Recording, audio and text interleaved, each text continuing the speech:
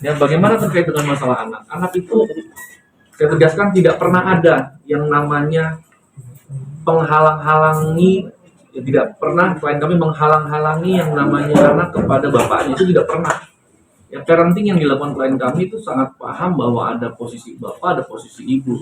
Hanya memang parenting kami lebih mengedepankan keinginan anak. Keinginan anak itu adalah misalnya pada saat ini klien kami tahu bahwa anaknya ingin pergi dengan neneknya, ya, berbenturan dengan keinginan RSO untuk pergi dengan, yaitu serahkan kepada anak dan semuanya baik, tinggal diatur ulang aja. Kalau hari ini nggak bisa, tinggal diatur ulang dan semuanya tinggal dikomunikasikan, ya kan? Yang jadi masalah bahkan sekarang anaknya mengirimkan voice note itu belum dibalas juga, itu juga kan sebenarnya masalah komunikasi. Jadi kami tidak bilang bahwa ya sana salah sini salah, tidak, hanya masalah komunikasi. Jadi kita tegaskan tidak pernah ada yang namanya menghalang-halangi anak. Bahkan nanti di dalam bukti-bukti yang ada yang kami siapkan juga bahwa ada chattingannya, ya, bahwa tidak selama yang disampaikan menolak ternyata ketemu ya. Jadi sudah tidak bukan hal yang tidak boleh ketemu anak, dan tunjukkan satu saja bukti kepada kami bahwa ada ucapan atau bukti anak tidak boleh ketemu dengan bapaknya. Tidak pernah ada. Ya, ini hanya masalah mungkin kekhawatiran, tapi belum dilakukan komunikasi mendalam. Harusnya komunikasi mendalam, karena komunikasinya juga menurut kami juga agak kurang utuh ya, karena komunikasi antara Ruben dengan klien kami pun tidak langsung, jadi melalui asisten gitu. Itu juga menjadi mempersulit juga, karena parenting ini kan harus dengan semua gitu, nggak bisa dengan orang pihak ketiga. Tapi itu menurut saya itu ranah yang sebenarnya akhirnya dibuka oleh Bang Minola, karena pada apa yang kami sampaikan di awal adalah hanya masalah debt collector. Kami nggak bicara soal anak, soal gonogini, soal segala macam. Tapi Bang Minola yang mau buka itu ya, kami akan jelaskan. Ya. Kemudian untuk berikutnya terkait dengan pernyataan adanya biaya pemeliharaan anak atau biaya nafkah 200 juta kurang lebih per bulan yang diberikan oleh RSO kepada klien kami.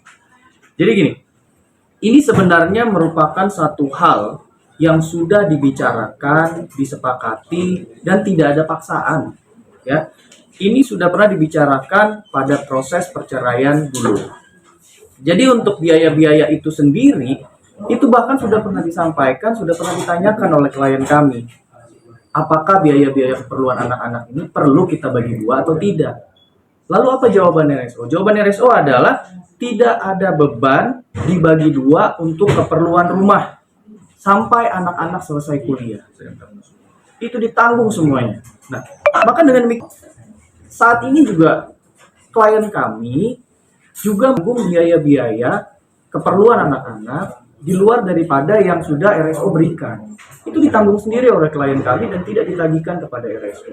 Nah, ini fakta yang memang harus disampaikan begitu.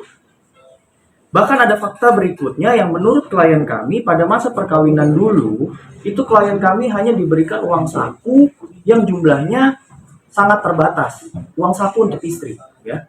Itu sampai sebelum klien kami mempunyai anak. Lalu setelah klien kami mempunyai anak, biaya-biaya yang diberikan itu adalah biaya-biaya yang hanya untuk keperluan anak dan keperluan rumah tangga. Yang notabene RSO juga ada di dalam rumah itu, gitu. Ya, jadi ini yang kami perlu luruskan. Dan terkait biaya plastik sampah, ini juga perlu diluruskan. Biaya plastik sampah ini klien kami pun kaget gitu ya pada saat ada pernyataan tersebut. Biaya tersebut ada dan muncul itu di dalam masa perkawinan.